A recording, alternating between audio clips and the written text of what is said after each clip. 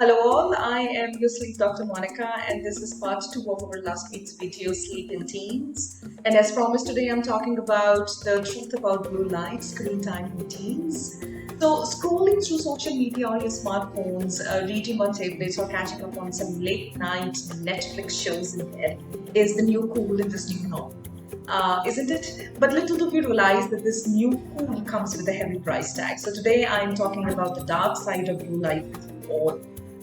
See, our brain has an internal clock which regulates our circadian rhythm, which is a 24-hour biological cycle that influences many internal functions. Most importantly, it determines when our body is programmed for being awake or asleep. However, your circadian rhythm needs signal from the external environment like daylight, daytime, and darkness. So, talking about light, we must understand that different colors of light have different effects. And with regards to sleep onset, blue light plays a very crucial role. It has a short wavelength, and while these are beneficial during the daylight hours, as it boosts attention, reaction time, and mood, so we need blue light during the daytime. However, blue light seems to be the most destructive at night. And this is what we're talking about in detail today. So it's the blue light's role in governing circadian rhythm that poses a greater concern for public health. So let's understand what is blue light and why and how is it problem. So see, we know that our environments filled with modern energy efficient bulbs like LED lights and irradiation electronics with screens are increasing our exposure to blue wavelength, especially up. And exposure to blue light is the most destructive at night as it adversely affects the levels of melatonin more than any other wavelength. And the hormone melatonin tells our body to get tired and go to sleep, playing the most crucial role in the sleep onset. The brain begins to secrete melatonin a couple of hours before bedtime, and hormone reaches its peak in the middle of the night. When people work on a blue light emitting devices like a tablet or laptop or TV or mobile phones in the evening, when there is too much exposure to screen in the evening, it delays the sleep onset. It means that it takes longer for you to fall. In addition to that, excessive screen time in the evening leads to REM sleep, which is rapid eye movement sleep or when dreams occur, and it leads to unrefreshing mornings and sleepier days even after 8 hours.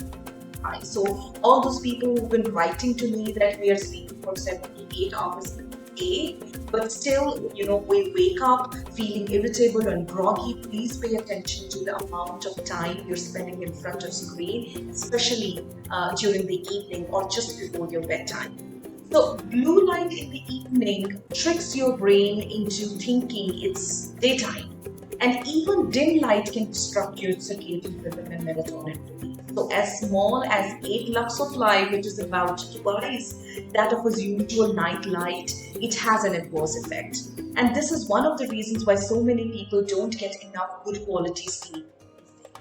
So we have several studies which have shown that short sleep duration is associated with increased risk for depression and anxiety and other psychological conditions, as well as diabetes, hypertension, and cardiovascular problems.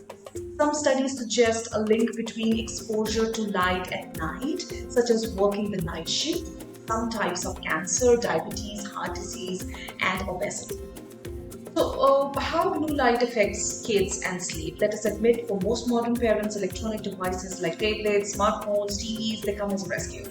Be it to feed them while shopping, during car rides, or for simply keeping them entertained. So, as a result, children are exposed to a lot of blue light than ever before. And parents must know that their child may be paying a heavy price for basking in all that blue light that they are exposing them to. So children's eyes are more sensitive to blue light and they are sleeping poorly with delayed sleep onset and also shorter sleep duration, as a result of which they are failing to get the recommended 8 to 13 hours of sleep each night. According to the National Sleep Foundation, kids between 6 and 17 years of age who have at least one electronic device in their bedroom, they sleep 1 full hour less on school nights. In addition to this, blue light keeps their body temperature from dropping like it's supposed to be during slumber, hitting their sleep quality even more. And this gets all the more serious in teens as their circadian rhythms are already shifting naturally. And all of this is resulting in poorly rested, sleep deprived kids who are showing a lot of behavioral problems these days, such as hyperactivity, aggressiveness, poor memory, just to name a few. See, kids already have a lot to cope with, and excessive screen time and disturbed sleep pattern is only increasing to the list of struggles that they're grappling with during the outbreak of coronavirus. So, as a result, just the same consequences as adults. If sleep deprivation continues for a child, their risk for obesity or weight gain, diabetes, and other serious physical and mental health issues increases. Additionally, excessive screen time can also result in digital eye strain, which can include burning or tired eyes. Some also complain of having blurred vision, headaches, fatigue, loss of focus, head and neck pain. These are other very common symptoms that people are approaching us, at Sleep Moksham. So these symptoms, both for children as well as adults, is because of using screens too long and too often. So what do we do? So here's what you can do to create a sleepy environment to promote sleep for yourself and also for your children. First and foremost, cut down your and your child's digital use. To minimize the negative impacts of blue light exposure.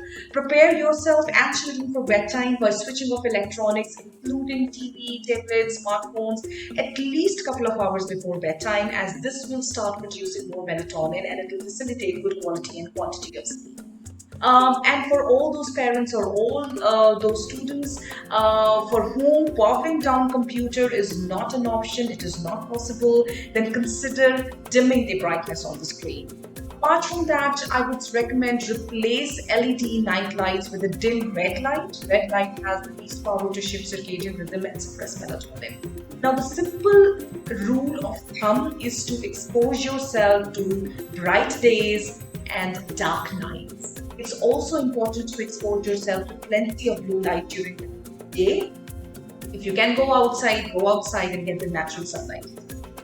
So this is what I have for you, but I'll be back very soon. Until then, take good care of yourself and sleep well.